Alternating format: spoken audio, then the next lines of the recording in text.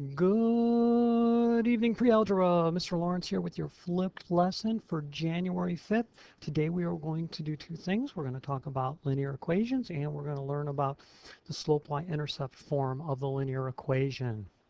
Now, I'm going to give you a linear equation. By the way, if that word linear equation bothers you, all it means is an equation that if you made a t-table, you would end up plotting the points to get a line. All right, you'll get a line. And notice I didn't say straight line because in pre-algebra, all lines are straight. Okay, let's say we have this equation. Whoa, no, I'm not in writing mode. So we have the equation y equals 2x. In fact, let's make it 1/2 x minus 3.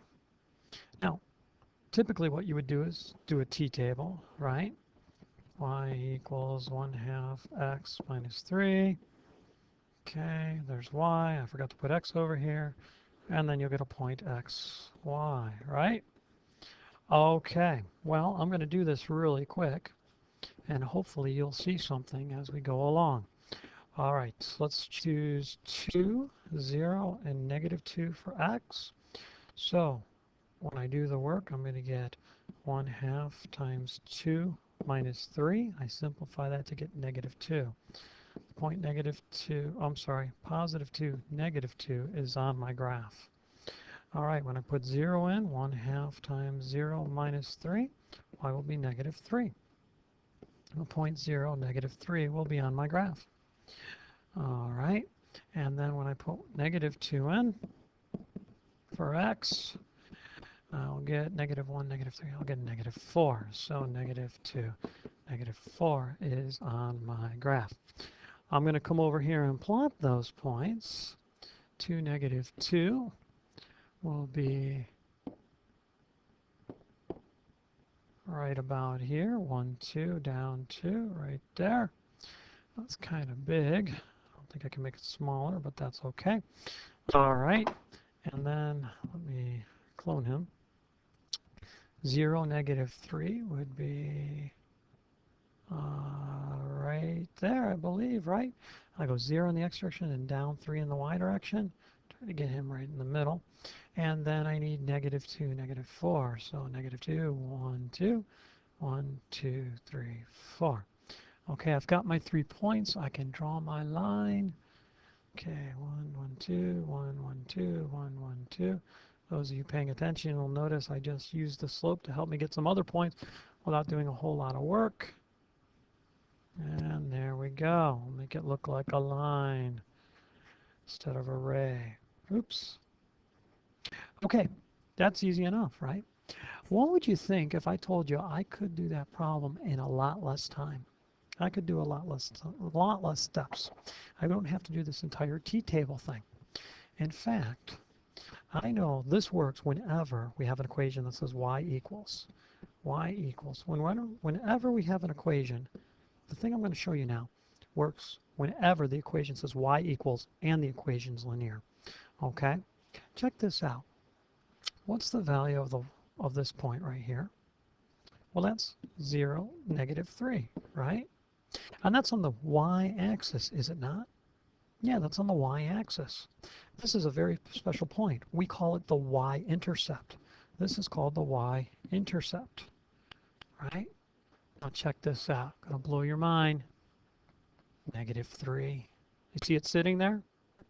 Coincidence? I think not. -3 is there. I knew the point 0, -3 was going to be on this graph without doing any work in the t-table because it always is if I'm in this special form when y is alone and the equation's linear. And I'll give you the general form of it in a minute. All right, now check this. Let's count our slope. Let's count our slope. Let's go from the y-intercept to the next point. Let's rise 1 and run 1, 2. So my slope would be 1/2, 1/2. Look at this. There's the slope. The slope is sitting right there. The y-intercept is here. The slope is sitting right there. Wow. Watch how easy this will be. Let's pretend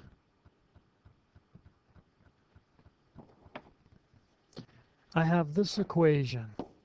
this one right here. Let's make it y equals negative 1/3 x plus 5. Okay. Now typically you'd have to make a t-table, but because of what I just saw in the last problem, I know that my y-intercept is sitting right here. This is the y-intercept. Right? Now remember, this only works when the y is alone and the equation's linear. So that's the point, 0, 5. To say it in kid terms, I go to the y-axis and I move to positive 5. 1, 2, 3, 4, 5. There we go. Okay. Now, I'm going to clone him. I need a couple more points, right?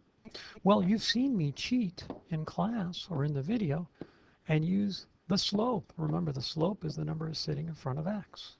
It's the coefficient on x. The slope is negative 1/3, so I'm going to go down 1, and then the 3 is positive. 1, 2, 3.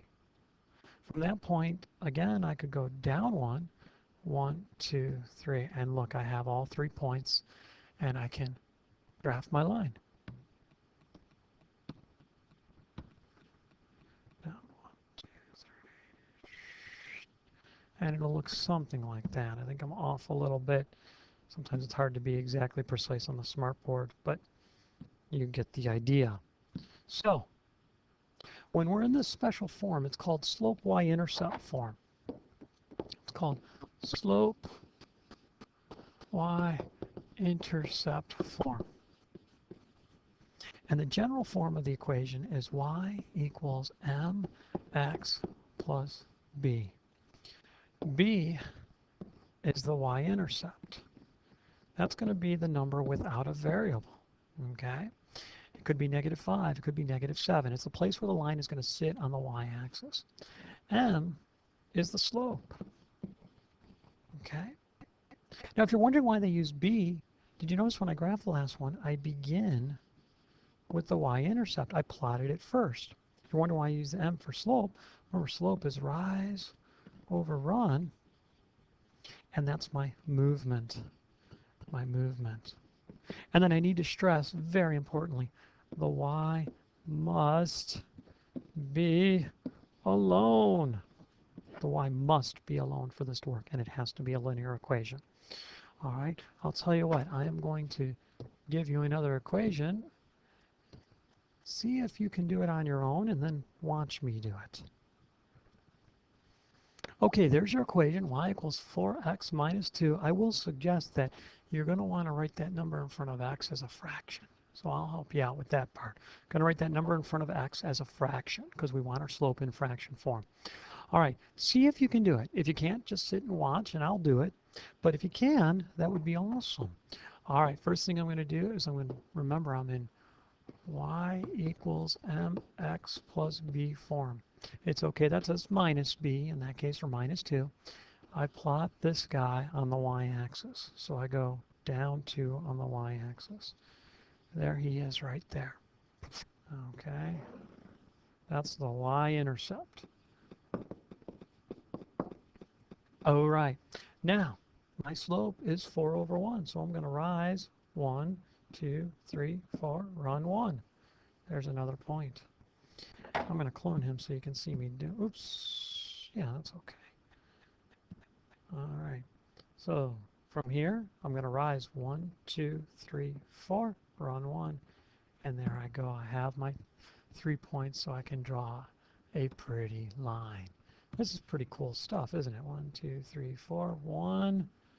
There we go. All right. One last thing I want to talk about real quick here is how do we know when an equation is linear? Well, we talked about it in class today. I'll give you a couple equations.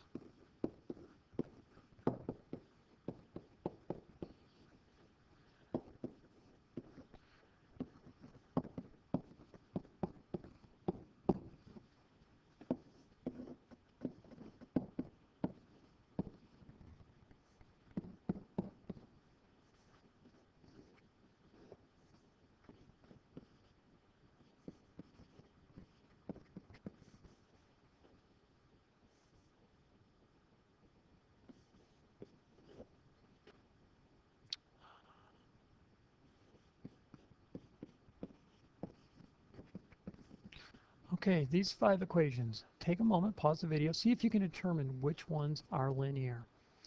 Okay, when you're ready, unpause the video and you'll see me go through it. Okay, the first equation is definitely linear. It's in the y equals mx plus b form we just talked about. The exponents on y and x are both 1. They're not shown, but they are there, and so we're good. The second equation is not linear. Non-linear. How do I know? The exponent of a 2 on the x. Variable can't have an exponent other than 1. 3. Some of you are thinking this is non-linear, and you're incorrect. This is linear. This is really the same as 9. So I could rewrite this equation as y equals 9 plus x. The exponent on x is 1, the exponent on y is 1. It's linear. Choice D.